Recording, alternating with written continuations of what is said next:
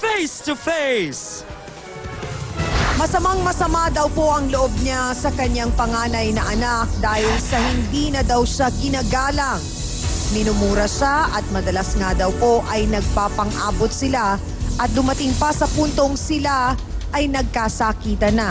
Kamakailan nga lang po ay muli silang nagpang-abot at ang dahilan nga po ng muntik niyang pagpapakamatay sa ilog. Alamin nga po natin ang lahat ng kanyang hinanakit at sama ng loob.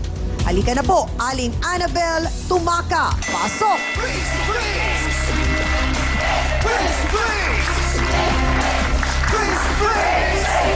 Welcome po sa Face to Face, Aling Annabel. Ano po ba ang nangyari at kayo'y nag-aaway po ng panganay po ninyong anak? Simula pa kasi nung high school pa siya. Opo. Tapos yun, sa pedal sa pera. Kasi may utang ako sa tiyohin niya, pinabayad ko, hindi niya binayad. Siyempre, bilang ina, nanggigil ako, nasambunutan ko siya, sinampal ko siya.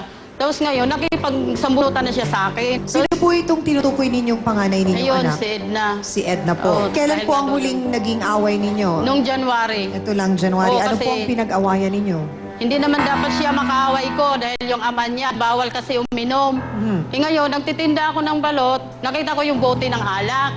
Eh ngayon, sabi ko, doon sa mister ko, uminom ka na naman, alam mo namang bawal sa iyo uminom. Tapos ngayon, kinabukasan, nagtaka ako kung bakit yung kala na diuling na ginamit namin, kanila yon. Kanino po yun? Kay Edna. Ganito Okay. yon. Nagtaka ako kasi wala namang kasing tabi, mama, kunin ko na tong kalan. Ay, hindi Kasi po nagpaalam. Hindi nagpaalam. Okay po. Ngayon, So nakita nyo na lang, gagamitin ninyo, kailangan nyo, wala na doon sa binuhat inyo. na nila.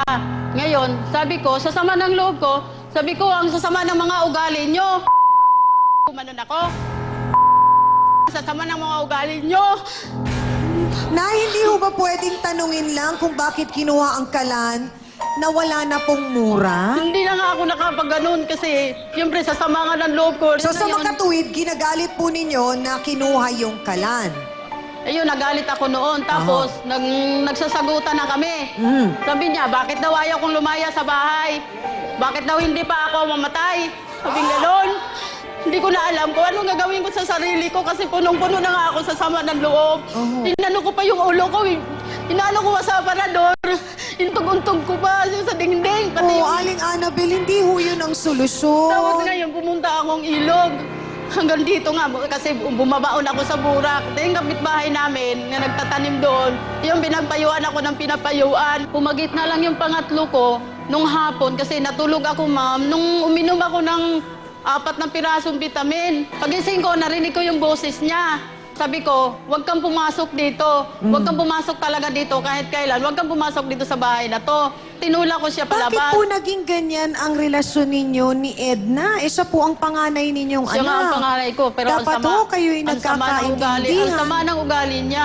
Paano po ninyo nasabi na masama ang ugali? Kasi, Anak po ninyo yun. anak ko nga siya. Kung hindi masama ang ugali niya, nag-away sila ng mag-asawa, Aha. ako ang umaawat. Oho. Oh. Tapos ngayon, binagsak niya yung 4 na buwan na anak niya. Nag-away- Binagsak?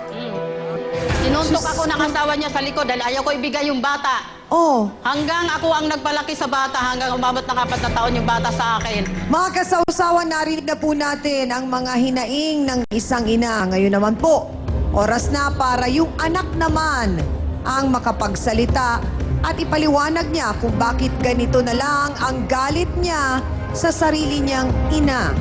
Lapastangan daw siya? Alamin nga natin kung totoo yan. Narito po, si Edna Tumaka. Pasok!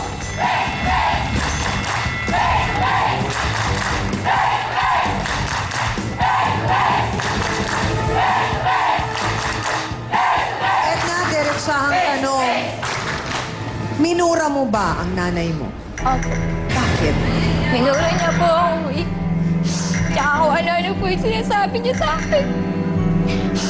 Pinagsesolosan niya pa po ako sa papa ko. Sinungaling, hindi ako nagsiselos! Ano hindi ba ako nagsasabi naman talaga? Mga kapatid mo kasi! Ikaw. Ano ba yun? Sinasabi ko pa nga eh.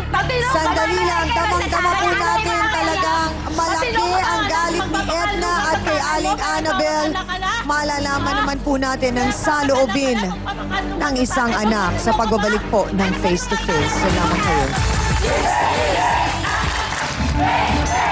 Siyempre, kung matino ka naman po magulang at may matino kang isip, babae yung anak mo, sasabihan ka na, pumunta ka nagkanta, magpapila ka. Siyempre naman po, ang sakit-sakit po sa akin ng kababae kong tao eh.